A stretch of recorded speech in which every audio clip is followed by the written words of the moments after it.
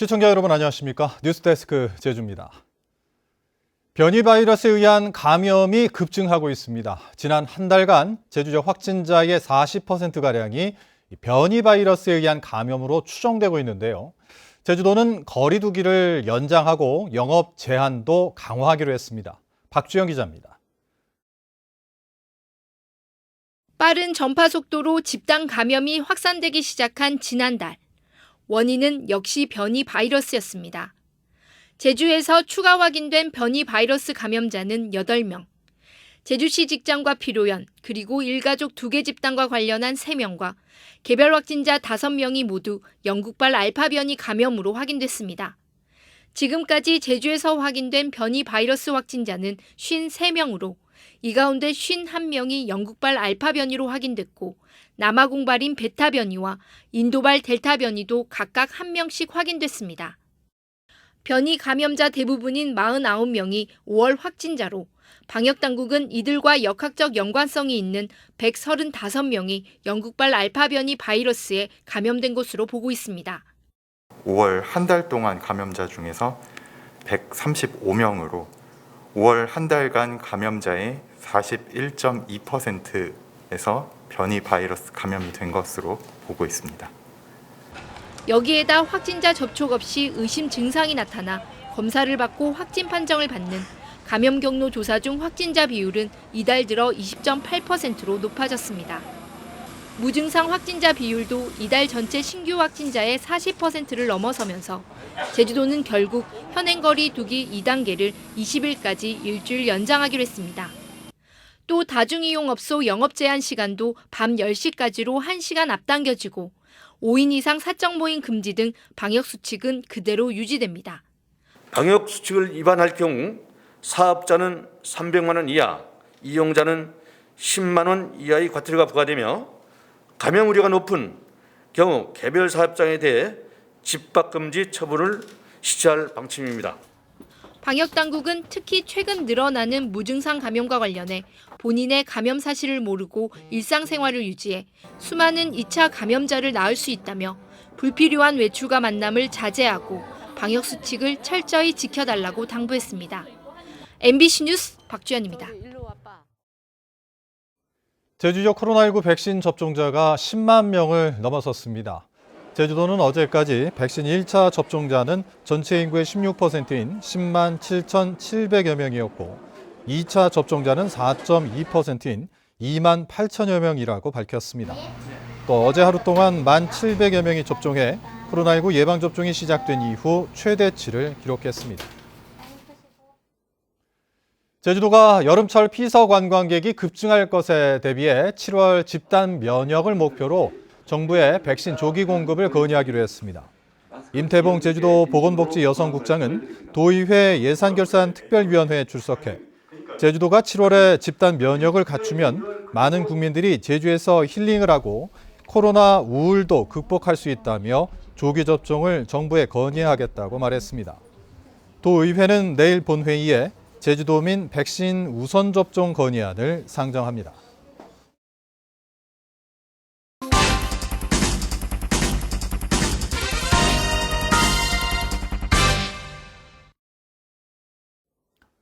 말의 고장인 제주는 경마와 승마뿐만 아니라 말고기와 각종 특산품 등 관련 산업도 각광을 받고 있습니다. 그런데 최근 제주에서 인체에 해로운 위험 약물 주사를 맞은 경주마들이 휴약 기간 준수 없이 도축되고 시중에 유통됐을 가능성까지 제기되면서 충격을 주고 있는데요. 이번 이슈 추적에서는 당국의 대책에도 크게 개선되지 못하고 있는 말고기 유통 문제를 살펴보겠습니다. 오늘은 첫 순서로 이력조차 알 수 없는 말고기 유통 실태를 김항섭 기자가 보도합니다.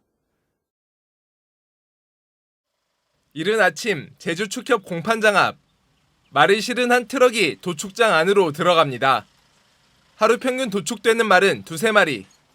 도축된 말은 다음날 냉장 트럭에 실려 제주도 내 말고기 식당으로 배송됩니다. 이곳에서 도축된 말들은 제주나 다른 지역의 말고기 식당이나 애완동물 사료 공장으로 옮겨지게 됩니다. 말고기가 배송된 식당을 찾아가 봤습니다. 배송된 고기를 꺼내 손님들에게 판매하기 위해 부위별 손질 작업이 진행됩니다. 식당 업주가 받은 도축 증명서, 말의 종류와 성별, 몸무게와 도축 의뢰인 등 기본 정보가 표기되어 있습니다. 하지만 해당 말이 경주마로 뛰다 퇴역한 퇴역마인지 아니면 경주마 육성 과정에서 조건에 맞추지 못해 떨어진 탈락마인지 알 수 없는 상태. 도축 직전 어디에서 사육됐는지 사육 농가에 대한 정보도 알 길이 없습니다. 종류만 아시면 되는 거죠. 이제 아깝지만 수컷 거기에 도축 증명서 다 나와 있어요. 오늘도 없어요. 유해 잔류약품 검사 결과도 알 수 없기는 마찬가지. 한국마사회가 운영하는 호스피아 사이트에 해당 말의 약물 투여 현황을 확인해보려 접속했지만 도축 증명서에 기재된 정보만으로는 조회를 할 수가 없습니다. 한국마사회는 경주마의 약물 투여 현황을 말이 내장된 마이크로칩 번호로 입력하는데 이 이력 번호가 정당 유통 과정에는 공유되지 않다 보니 알 수가 없는 겁니다. 지난 3월에 공개된 감사원 감사 결과 2017년부터 3년 동안 제주 축협 공판장에서 도축된 퇴역 경주마 600여 마리 중 휴약기간 안에 도축된 경주마는 절반을 넘는 300여 마리. 약물에는 인체에 쌓이면 백혈병을 유발하거나 쇼크 등을 일으키는 페닐부타존이라는 성분도 포함돼 논란이 됐습니다. 감사원 지적 이후 한국마사회와 제주도는 도축하는 모든 말의 토양 내역을 파악하고 유해 잔류 물질을 검사하고 있다고 밝혔지만 유통 과정에서 확인할 방법은 없습니다. 모든 개체의 이력 번호를 부과해 축산물 이력제 홈페이지에서 사육 농가와 도축 일자, 질병 검사 정보까지 한눈에 알 수 있는 소와 돼지와 비교하면 유통 정보 체계가 매우 미흡한 겁니다. 포장처리라든가 판매장이라든가 이렇게 해서 유통에 서로 이렇게 표시하고 신고되는 사항들이 있는데 말고기는 도축 후 대부분이 그냥 식당으로 가요. 그래서 유통 체계가 지금 기존의 이력제랑은 좀 다른 면이 있고요. 한 해 평균 제주에서 도축되는 말은 더러블랙과 제주마, 한라마 등 900여 마리. 도축된 말고기는 생산 이력을 알 수 없는 깜깜한 유통체계 속에 식당과 업체 등을 통해 소비되고 있습니다. MBC 뉴스 김항섭입니다. 국민권익위원회의 부동산 거래 전수조사 결과 불법 거래 의혹이 제기된 12명 가운데 오영훈 의원이 포함됐습니다. 더불어민주당은 국민권익위가 민주당 의원 174명과 배우자, 직계 좀비속 등 816명을 대상으로 지난 7년간 부동산 거래를 전수조사한 결과 농지법 위반 의혹이 제기된 오영훈 의원 등 12명이 위법 의혹에 연루된 것으로 파악돼 이들에 대한 자진 탈당을 권유하겠다고 밝혔습니다. 이에 대해 오영훈 의원은 해당 토지는 부친에게 증여받은 토지로 직접 농사를 지어오다 당선 이후 임대를 준 것이라고 설명했습니다. 제주의 한 포구에서 시동을 켜놓은 채 주차하려던 차량이 어선 위에 추락하는 사고가 발생했습니다. 배를 세워뒀던 어민은 아닌 밤중에 날벼락을 맞은 셈인데 사고를 낸 차량은 다름 아닌 해양경찰 순찰차였습니다. 조인호 기자입니다. 한적한 포구 안에 해양경찰 순찰차 한 대가 들어옵니다. 정박한 어선 앞에 순찰차를 세우고 경찰관 2명이 내리자마자 곧바로 차가 바다 쪽으로 미끄러지더니 추락 방지턱을 넘어 어선 위로 떨어집니다. 3톤급 소형 어선과 포구 사이에 위태롭게 매달려 있는 차량, 시동이 켜진 채 바퀴가 헛돌고 있습니다. 놀란 어민들이 달려왔지만 손을 쓰지 못하는 사이 배는 완전히 기울어 침수됐고 차도 바다로 빠지고 말았습니다. 좀 배라도 건져보려고 노력을 했는데 이제 물이 차버리니까 더 이상 손 쓸 틈이 없어가지고 이제 배를 이제 차도 포기하고 배도 포기하는 그런 상황이 됐었습니다. 결국 해경은 대형 크레인까지 동원해 어선과 순찰차를 2시간 만에 인양했습니다. 네, 인양을 했는데 뒤에 있었고 사이드 브레이크 당겨져 있었습니다. 이제 우리는 이제 주차를 그렇게 이제 했다고 생각을 이제 한 거죠. 사고가 났던 현장인데요. 지금은 침수됐던 배를 바로 세우고 기름이 바다로 퍼지지 않도록 방제 작업을 하고 있습니다.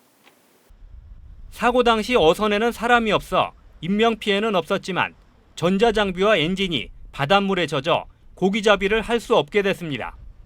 팔아도 그걸 먹고 살기 때문에 그걸 아니면 우리는 죽은 목숨인데 솔직히 인역 생명이나 다름없는 배를 갑자기 뭐 그렇게 했다니 뭐 청천벽력이죠.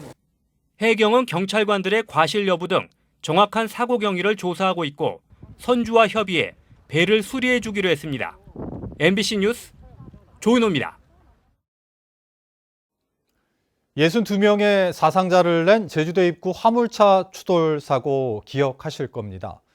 사고 발생 2달 만에 사고를 낸 화물차 운전기사와 화물 운송업체에 대한 첫 공판이 열렸는데요. 운전기사는 적재 용량을 초과한 과적을 인정했지만 운송업체는 화물 과적을 지시한 적이 없다고 주장했습니다. 박성동 기자입니다. 지난 4월 제주대 입구 사거리에서 일어난 화물차 연쇄 추돌 사고.